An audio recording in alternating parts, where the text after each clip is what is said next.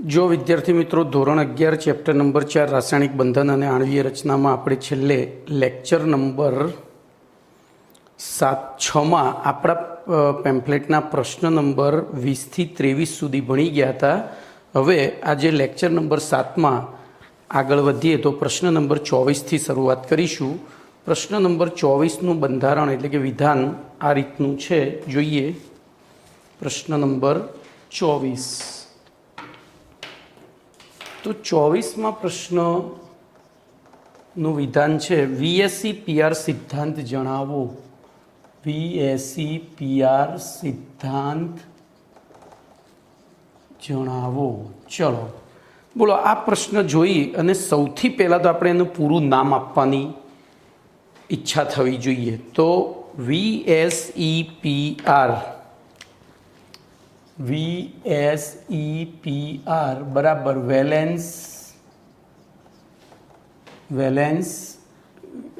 Cell electron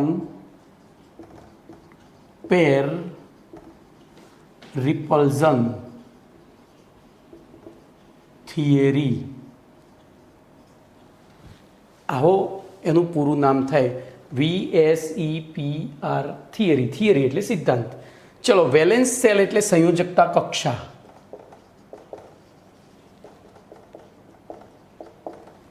बराबर। Electron पेर एटले इलेक्ट्रॉन युग्म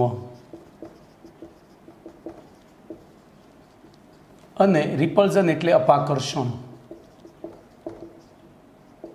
तो आनु गुजराती थाय संयोजकता कक्षाना इलेक्ट्रॉन युग्मो वच्चेना अपाकर्षणनो सिद्धांत।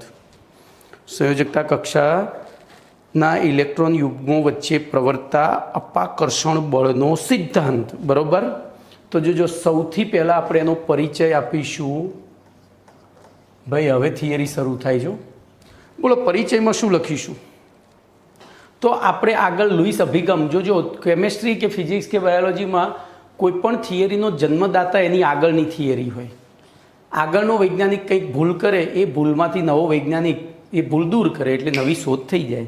तो ये प्रमाणे अहींया अत्यार सुधी आपणे बंधन एटले के रासायणिक बंधन समजावतो एक ज अभिगम भण्या हता, लुईस अभिगम। अने लुईस अभिगमनी एक मर्यादा हती कि भाई एना आधारे बंधनी रचना समजावी शकाय छे, परंतु अणुना आकार समजावी शकाता नथी, बरोबर। तो बोलो लुईस अभिगमनी उपयोगिता अहींया आपणे लखीशुं लुईस अभिगमनी उपयोगिता अने लुईस अभिगमनी मर्यादा ए आ सिद्धांतनो परिचय छे। जेम आपणो परिचय आपणा पप्पा होय, जेम आपणे कोई आपणे कोई पूछे कि भाई तमे कोण, तो हूँ फलाणा भाईनो पुत्र के पुत्री एम। तो ए जे पूर्वग कहेवाय, बरोबर। तो लुईस अभिगमनी उपयोगिता शुं हती बोलो? तो एनी मददथी सहसंयोजक बंध धरावता अणुओना बंधारणनी मात्र धारणा करी शकाय छे। तो सहसंयोजक बंध धरावता अणुओना बंधारणनी धारणा करी शकाय छे। धारणा करी शकाय छे, समजावी शकातुं नथी एम। ज्यारे एनी मर्यादा शुं हती? तो ए ज अणुना आकार समजावी शकाता नथी,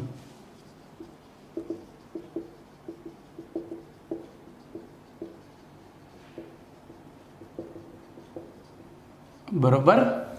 तो हवे बोलो आ मर्यादा दूर करवा माटे ईस्वीसन 1940 में सिज़विक अने पोवेल नामना वैज्ञानिकोए सिज़विक अने पोवेल नामना वैज्ञानिकोए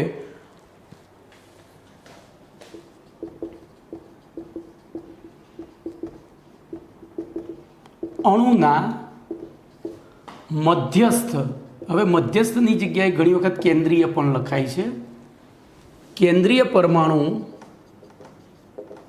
बरोबर। केंद्रीय परमाणुनी संयोजकता कक्षा में आवेला इलेक्ट्रॉन युग्मोनो अभ्यास कर्यो। केंद्रीय परमाणुनी संयोजकता कक्षा में आवेला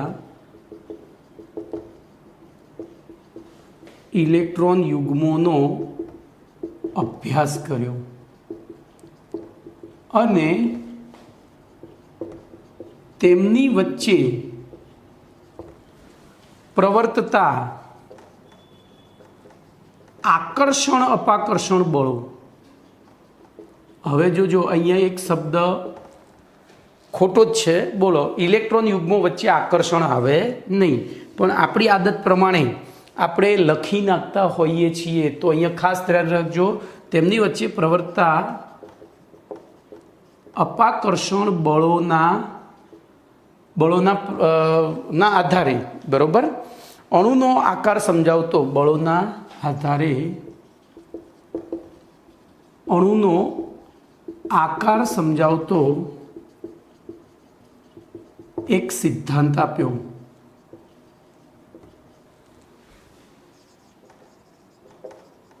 હતો આ સિદ્ધાંતને VSEPR સિદ્ધાંત કહે છે. હવે કૌંસની અંદર આટલું કરીને આ બધું કૌંસમાં લખી દેવાનું, બરોબર. બોલો, પરિચય પૂરો થઈ ગયો. હવે જોજો, એમને 1940માં આપ્યો ખરો, પણ એ પાછો સંપૂર્ણ નહોતો. તો 1957માં બોલો, નાયહોલ્મ અને ગિલિસ્પી નામના વૈજ્ઞાનિકોએ નાયહોલ્મ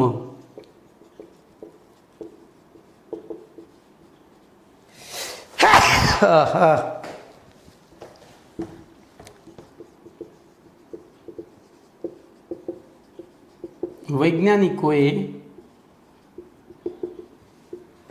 તેમાં સુધારા વધારા કર્યા.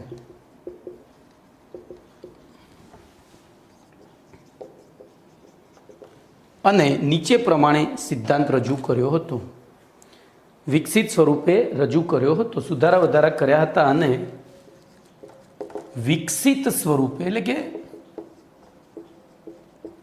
તેને રજૂ કર્યો હતો, બરોબર. તો તમને આખો VSEPR સિદ્ધાંત જણાવો ત્યારે બધું લખવું પડે, પણ એમ કે VSEPR સિદ્ધાંતની મર્યાદા અભિધારણાઓ જણાવો તો આ બધું લખવાની જરૂર નથી.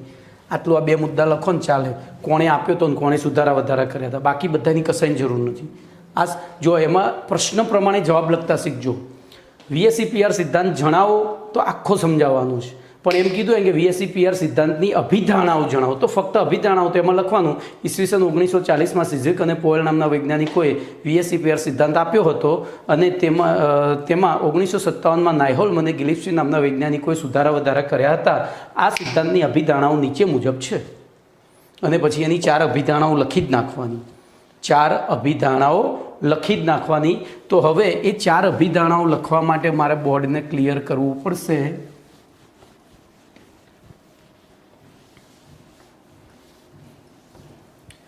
ચલો જોઈએ. તો સૌથી પહેલી અભિધારણા, બોલો, અણુનો આકાર. જો હું અહીંયા પ્રશ્ન લખીશ અને એનો જવાબ આપણે, એટલે પ્રશ્ન જવાબ હંમેશા લાંબો હોય પ્રશ્ન કરતાં. એક લાઈનના પ્રશ્નનો જવાબ 3 પેજનો પણ હોઈ શકે. તો 3 પેજ યાદ રાખવા એના કરતાં એક લાઈન યાદ રાખવી એ વધારે યોગ્ય છે. તો હું અહીંયા કેટલાક પ્રશ્નો લખું છું. એ પ્રશ્નો યાદ રાખો, તમને સિદ્ધાંત યાદ રહી જશે. તો પહેલો પ્રશ્ન છે, અણુના આકારનો આધાર શાની ઉપર છે? પહેલો પ્રશ્ન. પહેલાં આપણે પ્રશ્નો બનાવીએ. અણુના આકારનો આધાર શાની ઉપર છે? બીજો પ્રશ્ન, એમાંથી એ જે જવાબ આવ્યો એ જ પ્રશ્ન પણ કેમ પાછળ એડ કરી દેવાનો, કેમ, બરોબર. ચલો, ત્રીજો પ્રશ્ન. તો ત્રીજા પ્રશ્નમાં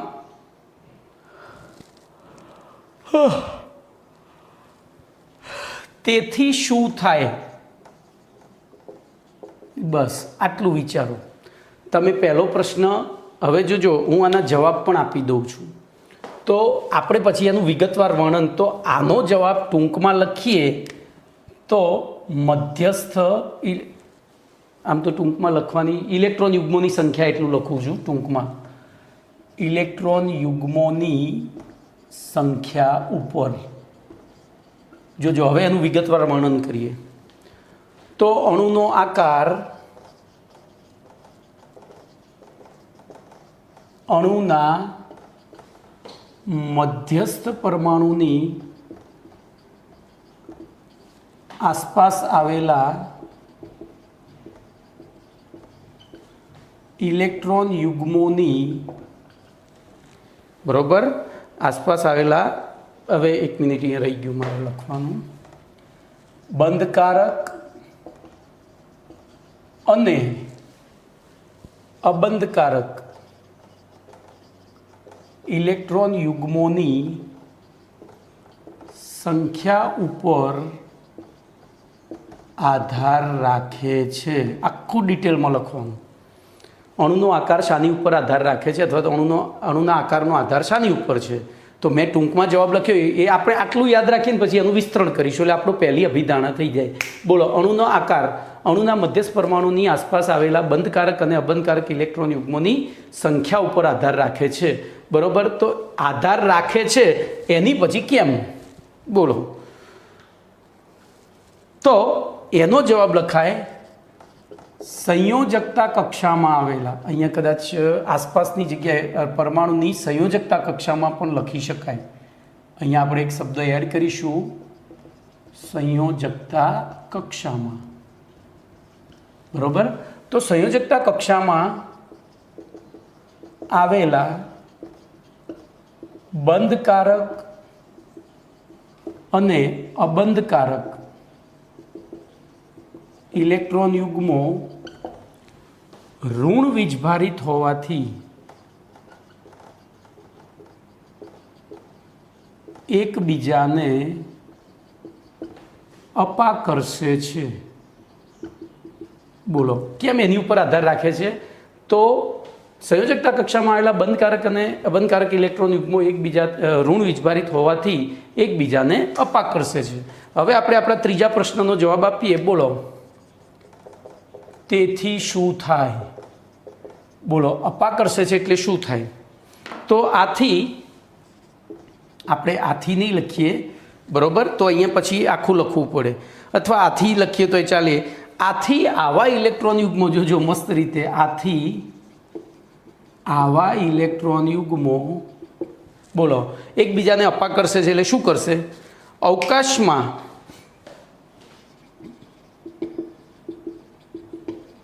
એવી ગોઠવણી પ્રાપ્ત કરવાની વૃત્તિ ધરાવતા હોય છે કે જેથી તેમની વચ્ચેનું અપાકર્ષણ બળ ન્યૂનતમ થાય. બોલો, શું થાય? એવી વૃત્તિ ધરાવતા હોય છે કે જેમની વચ્ચેનું જેથી તેમની વચ્ચેનું અપાકર્ષણ બળ ન્યૂનતમ થાય અને અંતર મહત્તમ થાય. હવે ચોથો પ્રશ્ન જોજો, આ જવાબ લખ્યા પછી હું લખું છું. તો કેટલા અંતરે ગોઠવાય? બોલો, ચોથો પ્રશ્ન હું અહીંયા લખું છું, કેટલા મહત્તમ થાય અંતર, તો કેટલા અંતરે ગોઠવાય? તો જોજો, અહીંયા એના માટે આપણે બંધકારક અને અબંધકારક ઇલેક્ટ્રોન યુગ્મો વચ્ચે પ્રવર્તા અપાકર્ષણ બળની માત્રાનો ક્રમ યાદ રાખવો પડે. એટલે કે જો બે બંધકારક હોય તો કેટલું અપાકર્ષણ, બે અબંધકારક હોય તો કેટલું અપાકર્ષણ, અને એક બંધકારક અને એક અબંધકારક જોડે જોડે આવતા તો કેટલું અપાકર્ષણ. હવે એના માટે આ પ્રશ્નને અહીંયા આપણે ખાલી લખવા પૂરતો લખ્યો છે. હું એક ઉદાહરણ લખીશ. બોલો,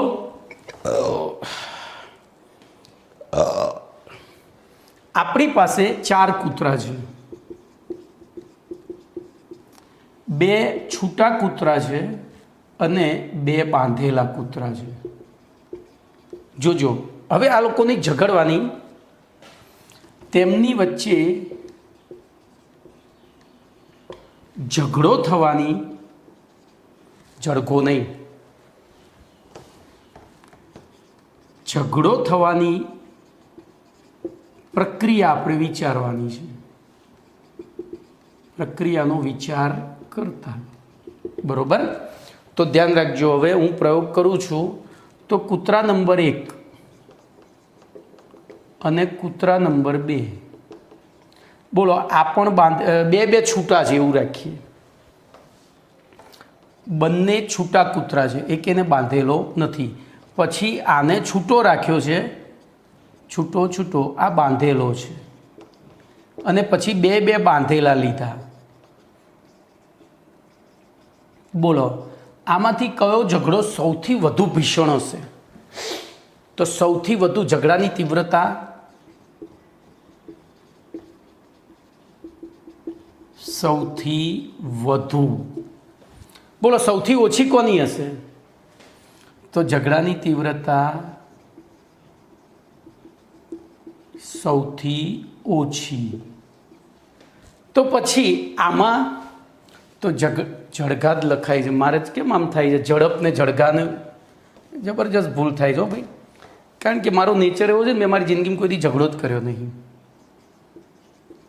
ઝઘડાની તીવ્રતા કર્યો હશે તો એ બાળ બુદ્ધિમાં કર્યો હોય, પછી તો બોલો તો અહીંયા તીવ્રતા કેટલી થશે? તો કે મધ્યમ. કમ્પ્લીટ. તો હવે જોજો, બંધકારક અને અબંધકારક.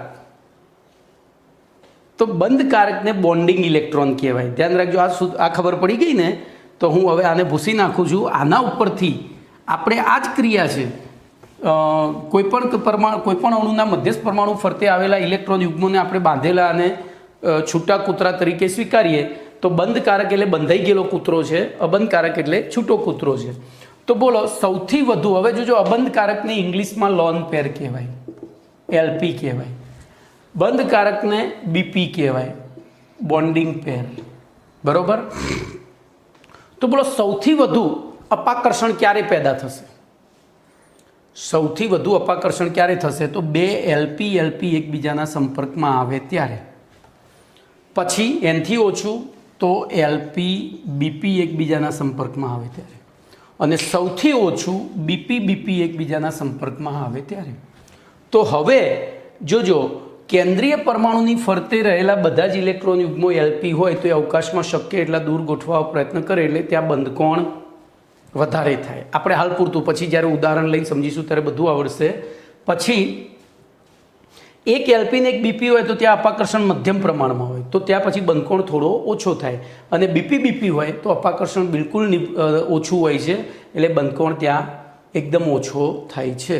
હવે જોજો એની અસર, જોજો આપણે બધી બાજુ વિચારવું પડે. દાખલા તરીકે હું એમોનિયાનું ઉદાહરણ લઉં તો નાઇટ્રોજનની બાયતમ કક્ષામાં 5 ઇલેક્ટ્રોન, બરોબર, એને 3 હાઇડ્રોજન સાથે ભાગીદારી કરી, તો આ કયા પ્રકારનું ઇલેક્ટ્રોન યુગ્મ થયું? બંધકારક, અને આ અબંધકારક. અબંધકારક માટે ઈ સંજ્ઞા લેવામાં આવે છે. તો જોજો હવે અહીંયા હું લખી દઉં LP greater than LP BP greater than BP. તમારે અંદર ટૂંકમાં છોડ. હવે જોજો, સૌથી પહેલો તમારે કોઈ પણ અણુનો આકાર નક્કી કરવો હોય તો પહેલું લુઈસ બંધારણ દોરવું પડે. સમજી લેજો. લુઈસ બંધારણ દોર્યા પછી એના અણુનો પ્રકાર નક્કી કરવો પડે.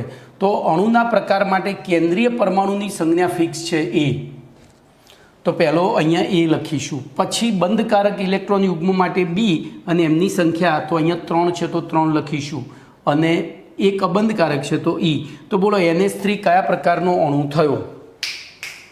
તો AB3E. હવે ધ્યાન અહીંયા જોજો, અહીંયા કયું અપાકર્ષણ પ્રવર્તશે, અહીંયા કયું પ્રવર્તશે, અહીંયા કયું અરે ભાઈ અહીંયા ખાલી, બરોબર, અહીંયા કયું પ્રવર્તશે ને આ કયું પ્રવર્તશે?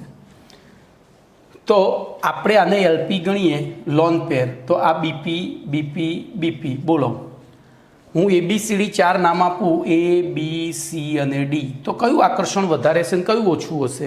એવી રીતે અહીંથી એ પ્રવર્તતું હશે હો ભાઈ, એ આમ. કેમ? તો આપણે જે આકાર દોર્યો ને એ દ્વિપરિમાણીય છે.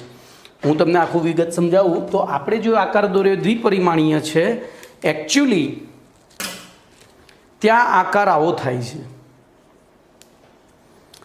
મારો હાથ નાઇટ્રોજન પરમાણુ, એની સાથે 3 હાઇડ્રોજન આ રીતે જોડાયેલા હોય, એની સાથે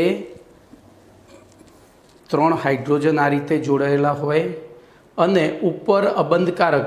હવે અબંધકારક માટે હું એને શક્તિશાળી બતાવવા માટે આ પેનનો ઉપયોગ કરીશ. બોલો ખબર પડી? તો આ બંને બંધકારક છે, આ પણ બંધકારક છે, આ પણ બંધકારક છે, પણ આ અબંધકારક છે. તો આ બંને વચ્ચે કયું અપાકર્ષણ આવશે? BP BP. આ બીપી બીપી, આ પણ બીપી બીપી, પણ આર્યુ LP BP, LP BP, LP BP, કયું વધારે હોય? હવે એ પહેલાં આપણે ચારે ચાર સરખા હોય તો શું થાય એ વિચારી લઈએ. તો એના માટે હું CH4નું ઉદાહરણ લઈ લઉં. બોલો, CH4 સીની બાયતમ કક્ષામાં 4 ઇલેક્ટ્રોન અને 4 હાઇડ્રોજન સાથે ભાગીદારી કરી. જોજો, આ અણુ હતો AB3E પ્રકારનો. બોલો, આ અણુ કેવો થયો? તો AB4 પ્રકારનો થયો.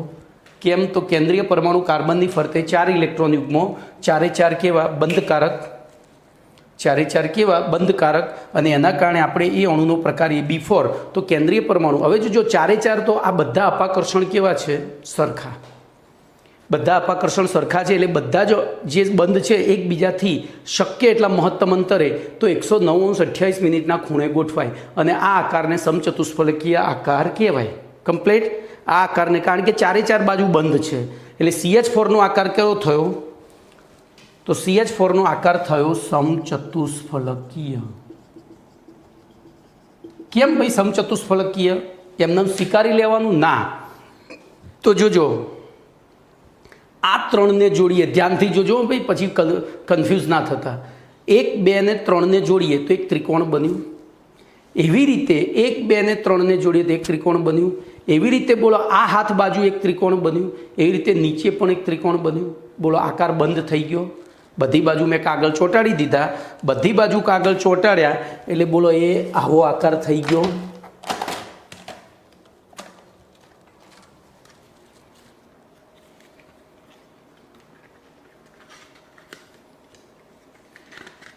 એ આ આકાર થઈ ગયો. ધ્યાનથી જોજો. હું પહેલાં એને ખુલ્લો રાખીને બતાવું, પછી બંધ કરું. જોજો, એમાં શું થશે? ગઈકાલે બતાવવા પ્રયત્ન કર્યો તો જ આ રીતનો આકાર થશે. એમાં આ હાઈટે, આ પોઈન્ટ, પેનનો પોઈન્ટ છે ને, ત્યાં કાર્બન હશે, અહીંયા હાઇડ્રોજન, પછી આ રીતે 3 હાઇડ્રોજન હશે. જુઓ, અને એક હાઇડ્રોજન ઉપર છે. તો હું એને, એ બધા હાઇડ્રોજનને જોડતું આ રીતે એમ જોડી દઉં, બધા હાઇડ્રોજનને આ રીતે જોડી દઉં, તો બોલો, આ કયો આકાર થયો? તો કોઈ પણ એંગલથી તમે જોશો એને એક સરખો આકાર મળશે. તો આને કેટલી બાજુઓ થઈ? તો 1, 2, 3 અને ચોથી આ. તો આને સમચતુષ્ફલકીય આકાર કહેવાય. બોલો, કમ્પ્લીટ. આને સમચતુષ્ફલકીય આકાર કહેવાય. તો બોલો, CH4નો આકાર સમચતુષ્ફલકીય થયો. પણ NH3માં, તો NH3માં ધ્યાન અહીંયા રાખજો. બોલો, 3 આ રીતે જોડાયા, ચોથું આમ જોડાયું છે, પણ ચોથો જે છે અબંધકારક છે. ધ્યાન અહીંયા રાખજો. ચોથો કેવો છે? અબંધકારક. ખબર પડી? મારે અહીંયા પકડવામાં થોડી તકલીફ પડે છે, કારણ કે જાડી પેન ખરીને એ પકડવા જો તો બીજી છૂટી જાય. ચલો, વાંધો નહીં. હવે જોજો, તો અહીંયા કયું અપાકર્ષણ? LPBP, LPBP, LPBP, BPBP, BPBP, BPBP. આપણે ભણી ગયા કયું વધારે હોય? તો LP અહીંયા એક જ LP છે, એટલે LP તો હશે નહીં. તો રહ્યું LPBP. તો બોલો, આ ઉપરથી નીચે તરફ જતું આકર્ષણ કેવું? આપણે અપાકર્ષણ કેવું હશે? વધારે. આ ઓછું. તો આને આ સંકોચ છે. જોજો, એ આ રીતે આમ સંકોચ છે. હું હવે છે ને સાદી પેનથી લઈને કરું છું ભાઈ, પેલી જાડી પકડું એ થાકી જવાય છે. તો આને અબંધકારક ગણીએ. તો એને શું કર્યું? હાલ જુઓ, એ કેવું છે? સમચતુષ્ફલકીય. જો કોઈ પણ એંગલથી જો એક સરખો આકાર થાય છે, પણ આને આ અપાકર્ષણ વધારે હતું એટલે આ સંકોચ્યું. સંકોચ્યું, વળી આ બાજુથી કોઈ પરમાણુ જોડાયેલો નથી, અબંધકારક છે, એટલે એને આકારમાં ગણાય નહીં. હવે જોજો શું થશે? તો આની અસર થાય છે, આકારમાં ના ગણાય, એટલે આ સંકોચાયું. સંકોચાયું એટલે આવો આકાર થયો. ધ્યાનથી જોજો, આ બધી બહુ જ કોમ્પ્લિકેટેડ વસ્તુઓ છે. બોલો, આ રીતનો આકાર થયો. બરોબર. હવે જુઓ, અહીંયા ધ્યાનથી જોજો, તો આ 3 ત્રિકોણ છે ને એ સમબાજુ થાય છે.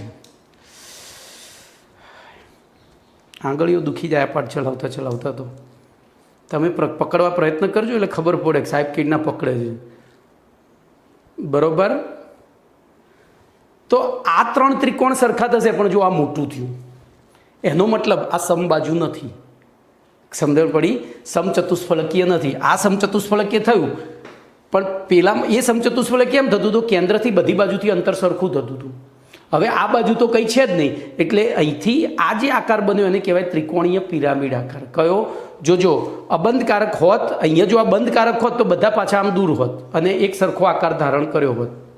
જોઈ લો, કોઈ પણ એંગલથી જુઓ તમને એક સરખો આકાર દેખાશે, પણ આર્યો અબંધકારક હતો એટલે એની અપાકર્ષક અસરના લીધે આ સંકોચાયું વળી એને આકારમાં ગણવાનું નથી. એટલે શું થયું? આ ત્રિકોણ 3 એવડા ને એવડા રહ્યા, પણ આર્યું એ સંકોચાઈ ગયું, આ નાનું થઈ ગયું. અને નાનું થઈ ગયું તો એને કહેવાય ત્રિકોણીય પિરામિડ. સમચતુષ્ફલકીય ના કહેવાય.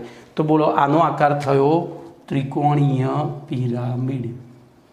ખબર પડી? તો આટલો આ 3નો ઉપયોગ છે. ફરી એકવાર બોલો, હજુ પ્રશ્ન અધૂરો છે પણ જરૂરી છે. ફરી એકવાર પછી હું આની ઉપયોગિતાની મર્યાદા સમજાવું છું. બોલો, VSEPR સિદ્ધાંત જણાવો આવે ત્યારે આપણે શું લખવું પડે? તો પહેલો તો એનો પરિચય આપણે શા માટે ભણવો પડશે એ સમજાવવું પડે ને. તો લુઈસ સિદ્ધાંત અનુસાર સહસંયોજક બંધની રચના સમજાવી શકાય છે, પણ અણુનો આકાર એટલે કે બંધારણ સમજાવી શકાય છે, પણ આકાર સમજાવી શકાતા નથી. તો એ મર્યાદા દૂર કરવા માટે કઈ સાલ હતી ભાઈ? 1940માં ઝિઝિક અને પોયલ નામના વૈજ્ઞાનિકોએ અણુના મધ્યસ્થ પરમાણુની ફરતે આવેલા બંધકારક અને અબંધકારક ઇલેક્ટ્રોન યુગ્મો વચ્ચેના અપાકર્ષણ ઉપર આધારિત એક સિદ્ધાંત રજૂ કર્યો. બરોબર? એ સમજાવતો એક સિદ્ધાંત રજૂ કર્યો જેને VSEPR સિદ્ધાંત કહે છે, જેને full form valence shell electron pair repulsion theory, ગુજરાતીમાં સંયોજકતા કક્ષામાં આવેલા ઇલેક્ટ્રોન યુગ્મો વચ્ચેના અપાકર્ષણનો સિદ્ધાંત. ઓકે, ચલો એના પછી 1957માં જોજો એમને જે સિદ્ધાંત આપ્યો તો થોડો ગરબડવાળો હતો, ક્યાંક નાની ભૂલો હતી, તો એમાં સુધારા વધારા સિઝવિક અને પોવેલ નામના વૈજ્ઞાનિકે સિઝવિક ને પોવેલ નહીં, નાયહોલ્મ અને ગિલિસ્પી નામના વૈજ્ઞાનિકે કર્યા. અને એની અભિધારણાઓ, તો પહેલી અભિધારણા આપણે શું કહીશું? તો પ્રશ્ન યાદ રાખીશું કે અણુનો આકાર શાની ઉપર આધાર રાખે છે? તો અણુનો આકાર અણુના મધ્યસ્થ પરમાણુની ફરતે આવેલા બંધકારક અને અબંધકારક ઇલેક્ટ્રોન યુગ્મોની સંખ્યા ઉપર આધાર રાખે છે. બોલો કેમ? તો બંધકારક અને અબંધકારક ઇલેક્ટ્રોન યુગ્મો ઋણ વીજભારી હોવાથી તે એકબીજાને અપાકર્ષે છે. તેથી શું થાય? તો તે અવકાશમાં શક્ય એટલા દૂર એકબીજાથી એવી ગોઠવણી પ્રાપ્ત કરવા પ્રયત્ન કરે છે કે જેથી તેમની વચ્ચેનું અપાકર્ષણ ન્યૂનતમ અને અંતર મહત્તમ બને. હવે એના તો પછી કેટલા અંતરે ગોઠવાય? તો એના માટે આપણે આ એક ક્રમ યાદ રાખવાનો છે.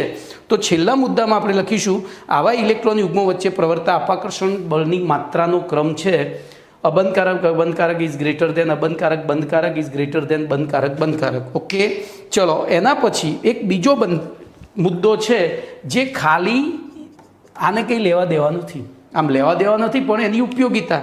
તો ધ્યાન રાખજો, જે અણુના એકથી વધુ સંસ્પંદન બંધારણો હોય, જે અણુના એકથી વધુ સંસ્પંદન બંધારણો શક્ય હોય તેવા બધા જ બંધારણોને VSEPR સિદ્ધાંત લાગુ પડે છે. તો બધા જ સંસ્પંદન બંધારણોને VSEPR સિદ્ધાંત લાગુ પડે છે. આ છેલ્લો મુદ્દો છે, એ ખાલી યાદ જ રાખવાનો છે, એની ક્યાંય ઉપયોગિતા નહીં આવે. બરોબર? ઉપયોગિતા પહેલાં 4ની જ આવે.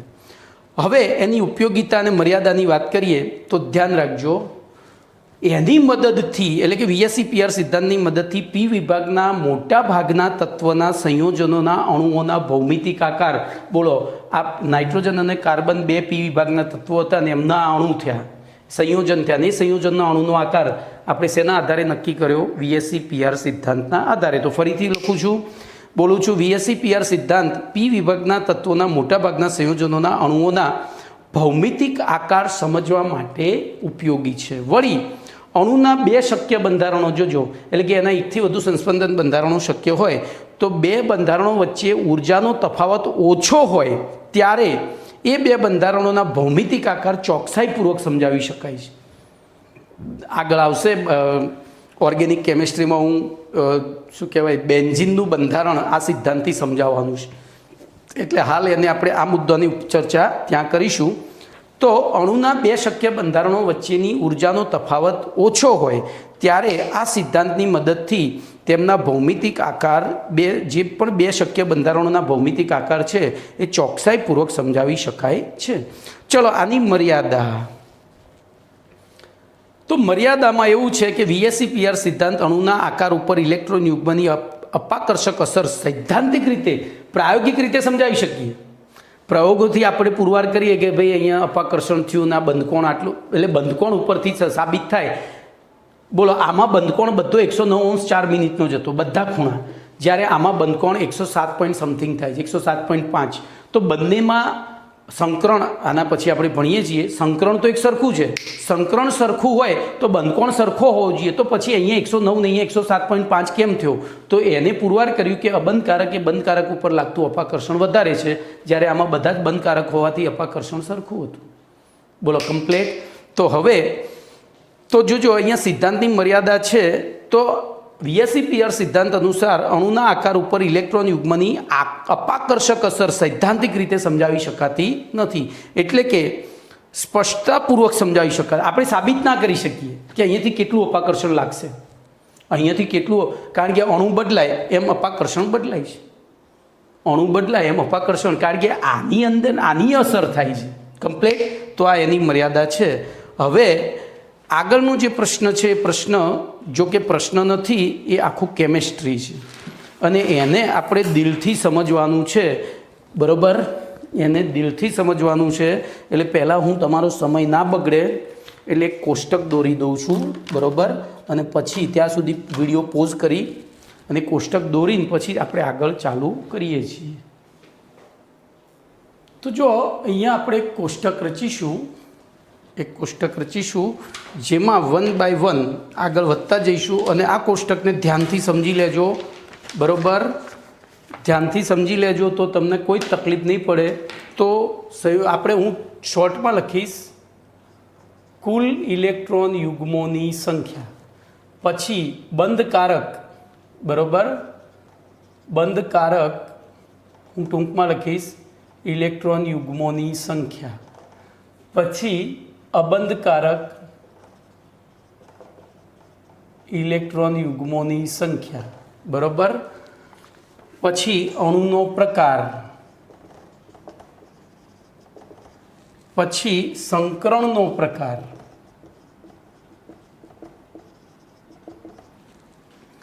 પછી ઇલેક્ટ્રોન યુગ્મોની ગોઠવણીનો પ્રકાર, અણુનો આકાર અને છેલ્લે બંધકોણ. ભાઈ એક એવી થિયરી છે કે જે કોઈ લગભગ ગુજરાતમાંથી 95% શિક્ષકો નથી ચલાવતા, અને નથી ચલાવતા એના કારણે જીનીટમાં ઘણો લોસ જાય છે. ઇવન એલએન આકાશમાં પણ આ થિયરી નથી ચલાવવામાં આવતી. એ લોકો બીજી રીત આપે છે, બીજી રીતમાં ગણતરી કરવી પડે, અને ગણતરીમાં કંઈક નાની ભૂલ હોય તો તમારો જવાબ ખોટો પડે છે. આપણે ગણતરી કર્યા વગર ઘણા બધા એમસીક્યુના જવાબ આનાથી આપી દઈશું. અને આમાંય આ કોષ્ટક ગોખવાનું નથી, બુદ્ધિથી યાદ રાખવાનું છે. બોલો, આપણે પહેલું કુલ ઇલેક્ટ્રોન યુગ્મોની સંખ્યા. તો કોઈ પણ અણુનું નિર્માણ થાય, દાખલા તરીકે હું હાઇડ્રોજન અણુ લઉં, સાદામાં સાદો અણુ. બોલો, એમાં 2 ઇલેક્ટ્રોન યુગ્મોની એટલે એક ઇલેક્ટ્રોનની ભાગીદારી થઈ, 1 ઇલેક્ટ્રોન યુગ્મ બન્યું. હું બેમાંથી કોઈ પણ એક એચને હાઇડ્રોજન એટલે કે પેલો ગણું કેન્દ્રીય પરમાણુ, તો બોલો એની ફરતે ઓછામાં ઓછા કેટલા ઇલેક્ટ્રોન યુગ્મો હોય? તો 1 હોય. ઓછામાં ઓછા કેટલા ઇલેક્ટ્રોન યુગ્મો હોય? 1. હવે એ 1 હોય ત્યારે 2 શક્યતાઓ.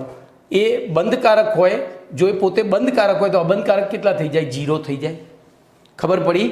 એ બંધકારક હોય તો અબંધકારક કેટલા થઈ જાય? 0. ચલો બીજું ઉદાહરણ, આપણે સાથે ઉદાહરણ લઈને જ ચાલતા જઈશું. તો અણુનો પ્રકાર કયો થયો? તો મેં તમને કહ્યું હતું અણુના પ્રકાર માટે એ શેની સંજ્ઞા છે? કેન્દ્રીય પરમાણુની. પછી બી અને ઈ લખવાના. તો બી અને ઈ અહીંયા એની સંખ્યા લખવાની. તો બીની 1 આપણે લખતા નથી, ઈની 0 એટલે લખવાનું નહીં. ઈ ગુણ્યા 0 એટલે 0 થઈ ગયા. તો બોલો અહીંયા અણુનો પ્રકાર શું થયો? એ બી થયો. હું પહેલી 4 લાઈનો કરીશ ને 5મી લાઈનથી તમે જાતે આ કોષ્ટક બનાવતા થઈ જશો, મારી ગેરંટી છે. બોલો સંકરણનો પ્રકાર. હવે જોજો, ધ્યાન અહીંયા રાખજો. 1 ઇલેક્ટ્રોન યુગ્મ થયું. 1 ઇલેક્ટ્રોન યુગ્મ થયું તો 1 ઇલેક્ટ્રોન યુગ્મને સમાવવા માટે, 1 ઇલેક્ટ્રોન યુગ્મને સમાવવા માટે કોઈ બીજી એક કક્ષકમાં કેટલા ઇલેક્ટ્રોન સમાય? વધુમાં વધુ 2. તો 1 ઇલેક્ટ્રોન યુગ્મને સમાવવા માટે એક જ કક્ષકની જરૂર પડશે. અને કક્ષક એક જ કક્ષકની જરૂર પડે ત્યારે કોઈ પણ કક્ષક લો, એ કક્ષક પોતાની સાથે તો સમશક્તિક જ હોય, તો અહીંયા સંકરણ ઉદ્ભવે નહીં. અહીંયા સંકરણ ઉદ્ભવે નહીં, સમજજો. અને સંકરણ ના ઉદ્ભવે તો ઇલેક્ટ્રોન યુગ્મની ગોઠવણી. હવે જોજો, હું આને આ રીતે ગોઠવું, આ રીતે ગોઠવું, આ રીતે ગોઠવું કે આમ ગોઠવું, બોલો આ બધા આકાર કેવા કહેવાય? તો રેખીય. બરોબર. ઇલેક્ટ્રોન યુગ્મની ગોઠવણી અહીંયા કેવી થશે? તો અહીંયા એક જ ઇલેક્ટ્રોન યુગ્મ છે એટલે અવકાશમાં ગમે ત્યાં ગોઠવાય, આપણે એના કોઈ આકારને નામ આપી શકીએ નહીં. બોલો પછી તો અણુના આકારને નામ ના આપી શકીએ. કેમ? તો એક જ બંધ હોય દુનિયામાં, જ્યારે દિશા કોઈ પણ દિશામાં ગોઠવાય એક સરખો જ આકાર આવશે. કોઈ પણ દિશામાં ગોઠવાય એક સરખો જ આકાર આવે. બરોબર. એટલે ત્યાં આ અણુનો આકાર નહીં આવે. અને એક જ બંધ બનતો હોય તો બંધકોણ પણ ના આવે. બોલો કમ્પ્લેટ. પહેલું ખબર પડી ભાઈ, પહેલાં 3-4 તમે સમજો એટલે તમને ઓટોમેટિક ખબર પડશે. બરોબર. 3-4 સમજો એટલે ઓટોમેટિક ખબર પડશે. જોઈએ હવે. બોલો અહીંયા 1 0 1 કરું તો બોલો અહીંયા ઉદાહરણ હું અહીંયા આના માટે લખું છું ખાલી. દાખલા તરીકે H2, એક જ ઉદાહરણ છે આવું. દાખલા તરીકે H2. બરોબર. એ ખાલી એના માટે લખીશ. બોલો આનો અર્થ શું થયો? તો કેન્દ્રીય પરમાણુની ફરતે એક ઇલેક્ટ્રોન યુગ્મ. એ પાછું કેવું? બંધકારક નથી, અબંધકારક.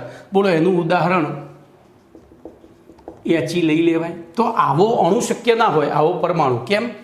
તો Heની પાસે 2 ઇલેક્ટ્રોન છે અને કેવા છે? અબંધકારક. ક્યાંય બંધ બનાવવામાં ભાગ લેતા નથી, એટલે બંધકારક 0. બોલો અણુ E.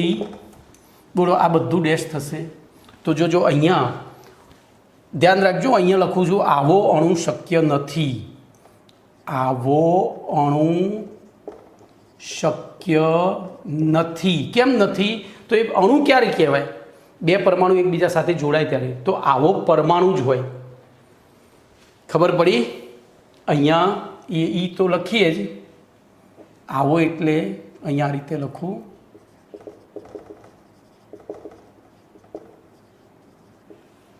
બોલો કમ્પ્લેટ. ચલો હવે કોઈ પણ અણુમાં કેન્દ્રીય પરમાણુની ફરતે ઓછામાં ઓછા એક ઇલેક્ટ્રોન યુગ્મની આપણે વાત કરીએ. ચલો 2 હોય.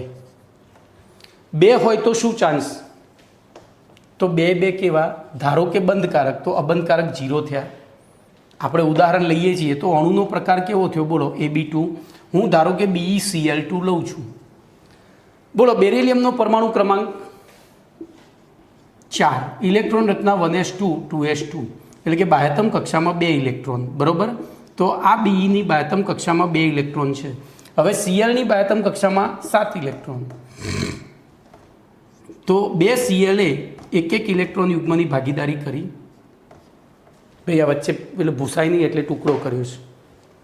ખબર પડી? તો કેન્દ્રીય પરમાણુની ફરતે કેટલા ઇલેક્ટ્રોન યુગ્મો? 2.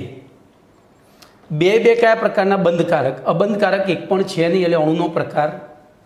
બરોબર. હવે જોજો અહીંયા કેટલા ઇલેક્ટ્રોન યુગ્મો થયા? કેટલા ઇલેક્ટ્રોન યુગ્મો થયા? તો 2. 2 ઇલેક્ટ્રોન યુગ્મોને સમાવવા કેટલી કક્ષકોની જરૂર પડે? તો 2 કક્ષકોની. હવે કક્ષકોમાં આપણે વાત કરીએ પહેલો પાઠ, તો પહેલી પેટાકોષ S, પછી P, પછી D અને પછી F. Sમાં એક જ કક્ષક S, Pમાં 3 કક્ષકો PX, PY, PZ. આમાં 5 કક્ષકો PXY,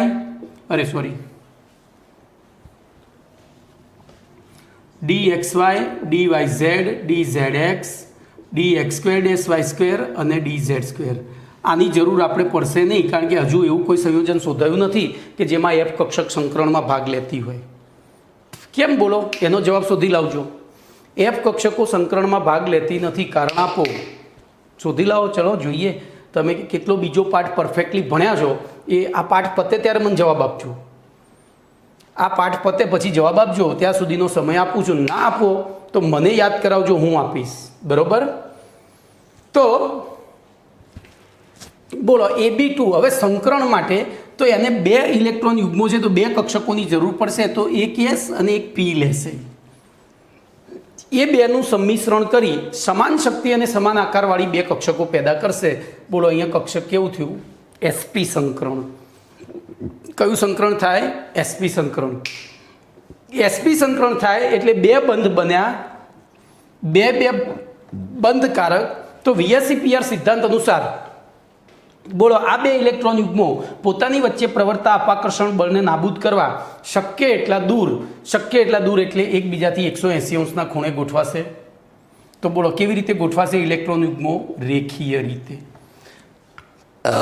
રેખીય રીતે ગોઠવાયા સાથે સાથે બે બંધકારક છે એટલે અણુનો આકાર પણ કેવો થશે?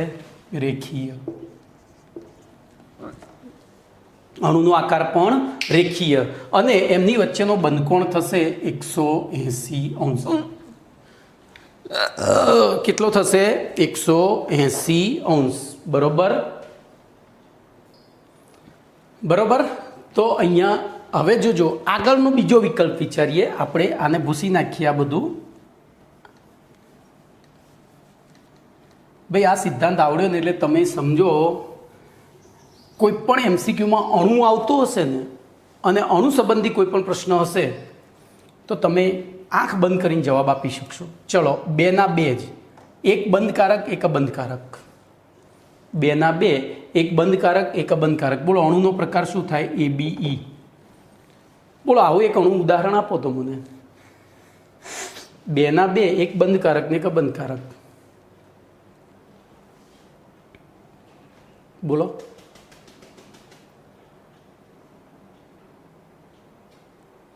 તો હાલ પૂરતું આપણે એક ખાલી ઉદાહરણ લઈ લઈએ.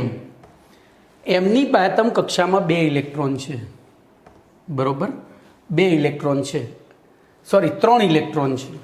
આપણે ઉદાહરણ લઈ જ લઈએ. ચલો BCl, ખાલી BCl. બીની બાહ્યતમ કક્ષામાં 3 ઇલેક્ટ્રોન. એકને ક્લોરીન સાથે ભાગીદારી કરી. એકને, આ શક્ય નથી, આ એક ઉદાહરણ છે ભાઈ, આ શક્ય નથી. બરોબર. તો કમ્પ્લેટ. તો આ થયો બંધકારક, આ થયો અબંધકારક. તો બોલો અણુનો પ્રકાર થઈ ગયો. A એટલે કેન્દ્રીય પરમાણુ, B એટલે બંધકારક અને E એટલે અબંધકારક. બોલો આમાં પણ 2 કક્ષકો જ છે, અરે 2 ઇલેક્ટ્રોન યુગ્મો છે. એક બંધકારક ઇલેક્ટ્રોન યુગ્મ છે, એક અબંધકારક. તો S P D F પ્રમાણે વિચારીએ તો એક S અને એક P લેવી પડશે. બરોબર, કારણ કે 2 ઇલેક્ટ્રોન યુગ્મોને સમાવવા માટે 2 કક્ષકોની જરૂર પડે. તો એક S લેશે અને એક P લેશે. તો બોલો કયું સંકરણ થશે? અહીંયા પણ SP થશે. તો હવે આ 2 ઇલેક્ટ્રોન યુગ્મો કઈ રીતે ગોઠવાશે? તો એમાં પણ કયા પ્રકારનું અપાકર્ષણ આવશે? બોલો EB પ્રકારનું આવશે, એટલે કે LP BP પ્રકારનું આવે. અને એ અપાકર્ષણ શક્ય એટલું દૂર જવા માટે એમાં પણ કઈ રીતે ગોઠવાશે? અણુઓ રેખીય રીતે, સોરી ઇલેક્ટ્રોન યુગ્મ કઈ રીતે ગોઠવાશે? તો આ રીતનો એનો આકાર થાય. જુઓ બીની ફરતે 1 ઇલેક્ટ્રોન યુગ્મ અહીંયા અને અહીંયા પછી Cl જોડાયો. આપણે એવું આ અણુ શક્ય નથી. આ તો ખાલી એક ઉદાહરણ છે ભાઈ. કમ્પ્લેટ અણુ શક્ય નથી. કેમ નથી એ પણ આ સિદ્ધાંત ઉપરથી તમને આવડી જશે. કેમ? તો બોલો અહીંયા આની અષ્ટક પૂર્ણ નથી થઈ. હા હી લી બે અરે સોરી બો આવે હો, અહીંયા ભાઈ બી નહીં બો, મેં ભૂલ કરી. બરોબર. તો આ 2 એકબીજાથી શક્ય એટલા દૂર, એટલે કે રેખીય રીતે ગોઠવાયા. રેખીય રીતે ગોઠવાયા તો હવે આ અણુ BCl આમ ગોઠવાય કે BCl આમ ગોઠવાય કે BCl આમ ગોઠવાય. બોલો બધી રીતે આકાર કેવો થયો? રેખીય. તો અણુનો આકાર રેખીય. પણ બોલો બંધકોણમાં ડેશ આવશે. કેમ બંધકોણમાં ડેશ આવશે? કારણ કે એક જ બંધ બને છે. બંધકોણ માટે 2 બંધકારક કક્ષકો વચ્ચેના ખૂણાને યાદ કરો વ્યાખ્યા. પણ અહીંયા તો એક બંધકારક છે ને એક અબંધકારક છે, એટલે એક જ બંધકારક હોય તો એમાં ખૂણો હોય નહીં. ચલો એના પછી બોલો હવે તો 2માં પાછું હજુ લઈએ તો 0 અને 2. તો બોલો અણુ કયા પ્રકારનો થયો? તો ABE2. જોજો આવો અણુ શક્ય નથી. કેમ ભાઈ શક્ય નથી કહો? તો 2 અબંધકારક છે, એનો મતલબ બોલો આનું ઉદાહરણ આપણે શું લઈ શકીએ? તો હા હી લી 2. હા બેરેલિયમ લઈ લેવાય. બેરેલિયમની બાહ્યતમ કક્ષામાં 4 ઇલેક્ટ્રોન, કોઈની સાથે જોડાયો ના હોય તો આ પરમાણુ થયો. બોલો 2 કેવા થયા? અબંધકારક, કંઈ જોડાયું નથી. બરોબર. તો કંઈ જોડાયું નથી તો અહીંયા સંકરણની જરૂર જ નથી. જ્યારે કશું જોડાય નહીં ત્યારે સંકરણની જરૂર ક્યારે પડે? સમશક્તિ કક્ષકો હોય ત્યારે. સમશક્તિ કક્ષકો હોય ત્યારે. તો અહીંયા પણ ચોકડી, અહીંયા પણ ચોકડી, અને બોલો બંધકોણ પણ શું થશે? તો કોઈ આવે નહીં. એટલે કે ટૂંકમાં આવો અણુ શક્ય નથી. ફક્ત અબંધકારક ઇલેક્ટ્રોન યુગ્મો જો હોય એવો અણુ ના હોય, એવો શું હોય? પરમાણુ. બરોબર. અહીંયા મેં ચોકડી કરવાની હો ભાઈ. અને ખાલી ઉદાહરણમાં આમાં એક શક્ય છે ઉદાહરણ હિલિયમ. અહીંયા બોરોન ના લખાય, કારણ કે હિલિયમ સ્થાયી છે, બોરોન અસ્થાયી, અરે બેરિલિયમ અસ્થાયી છે. બેરિલિયમ અસ્થાયી છે. પેલું તો હિલિયમ, નિયોન, આર્ગોન, ક્રિપ્ટોનના ઉદાહરણમાં આવી જાય છે. ચલો એના પછી તો 2 વાળી બધી વાર્તા પતી ગઈ. હવે 3ની વાત કરીએ. બોલો 3 બંધકારક. 3ની વાત કરીએ. 3 કેવા? બંધકારક. પછી તો અહીંયા હું લખું ડેશ, તો અણુનો પ્રકાર કેવો થયો? AB3. ચલો AB3, સોરી, હા, અણુનો પ્રકાર. તો સંકરણ કયું થશે? હવે પેલું લખ્યા વગર બોલો કેટલી કક્ષકો થઈ? 3. તો એક Sની જરૂર પડશે, 2 Pની. 3 ઇલેક્ટ્રોન યુગ્મને સમાવવા માટે 3 કક્ષકોની જરૂર પડે, તો સંકરણ sp2. સંકરણ sp2 થાય ત્યારે હવે બોલો આપણે ઉદાહરણ લઈ લઈએ BCl3. તો બીની બાહ્યતમ કક્ષામાં 3 ઇલેક્ટ્રોન અને 3 ઇલેક્ટ્રોને 3 ક્લોરીન સાથે ભાગીદારી કરી. 3 ઇલેક્ટ્રોને 3 ક્લોરીન સાથે ભાગીદારી કરી. તો બોલો આ 3 B પ્રકારના થયા, એટલે અણુ થયો AB3. આ કેન્દ્રીય પરમાણુને એ જ લખાય ભાઈ, આ તો બોરોનનો B છે. હવે જોજો અહીંયા બધામાં BP પ્રકારનું આકર્ષણ છે. તો એ અવકાશમાં એકબીજાથી શક્ય એટલા દૂર બોલો કેવી રીતે ગોઠવાશે? અવકાશમાં એકબીજાથી શક્ય એટલા દૂર કેવી રીતે ગોઠવાશે? બોલો. તો પંખાના 3 પાંખિયા સ્વરૂપે આ રીતે. કેટલા અંશના ખૂણે? 120 અંશના ખૂણે. કેટલા અંશના ખૂણે? 120 અંશના ખૂણે. તો બોલો અહીંયા ગોઠવણી સમતલીય ત્રિકોણ. કયા આકારે થશે ગોઠવણી? સમતલીય ત્રિકોણ આકારે થશે. બોલો અહીંયા પણ સમતલીય ત્રિકોણ જ. કેમ ભાઈ? કેમ? તો જ્યારે 3 બંધકારક હોય ત્યારે ઇલેક્ટ્રોન યુગ્મની ગોઠવણી અણુનો આકાર સરખો થાય. બોલો હવે બંધકોણ કેટલો થશે? તો 120 અંશ. કેટલો થશે? 120 અંશ. ચલો હવે આગળ વધીએ. બોલો 3 છે, પણ 3માં 2 બંધકારક, 1 અબંધકારક. જોજો હવે તમને આવડવા માંડ્યું. બોલો અણુનો પ્રકાર કયો આવશે? તો AB2E. કેવો થશે? AB2E. ટોટલ ઇલેક્ટ્રોન યુગ્મો કેટલા થયા? તો 2 ને 1 3. 3 ઇલેક્ટ્રોન યુગ્મો હોય એટલે આપણે પ્રકાર નહીં જોવાના. એ બંધકારક છે કે અબંધકારક એનાથી મતલબ નહીં, આપણે તો સંખ્યાથી મતલબ. બોલો સંકરણ sp2 જ. સંકરણ sp2 હોય તો ઇલેક્ટ્રોન યુગ્મો તો ગોઠવણી એ જ રીતે ગોઠવાશે, કારણ કે એ શક્ય એટલા દૂર ગોઠવા પ્રયત્ન કરે. પણ હવે જોજો અહીંયા શું થશે? તો બોલો 3 જણા આ રીતે ગોઠવાયા. 3 જણા આ રીતે ગોઠવાયા, પણ અહીંયા આ એક અબંધકારક છે. એટલે અહીંયા કયા પ્રકારનું અપાકર્ષણ થયું? LPBP. પણ આ BP. તો આ પ્રબળતા ઓછી છે, આની પ્રબળતા વધારે છે, એટલે આ શું થશે? સંકોચાશે. શું થશે? સંકોચાશે. વળી આ આકારમાં ગણાશે નહીં. તો બોલો આકાર કેવો થયો? આકાર કેવો થયો? તો ઇલેક્ટ્રોન યુગ્મોની ગોઠવણી સમતલીય ત્રિકોણ, પણ અણુનો આકાર થશે કોણીય. કયો થશે? કોણીય. કમ્પ્લેટ. અને ખૂણો થશે 120 અંશ સેલ્સિયસ કરતાં ઓછો. કેમ? ધ્યાનથી સમજજો. 120 અંશ કરતાં. જો 3 બંધકારક હોત તો 3 વચ્ચે પ્રવર્તું અપાકર્ષણ સરખું હોત. તો 3 ખૂણા 120ના હોત. પણ આ અબંધકારક છે. આ કેવી છે? અબંધકારક. એટલે કે વધુ શક્તિશાળી છે.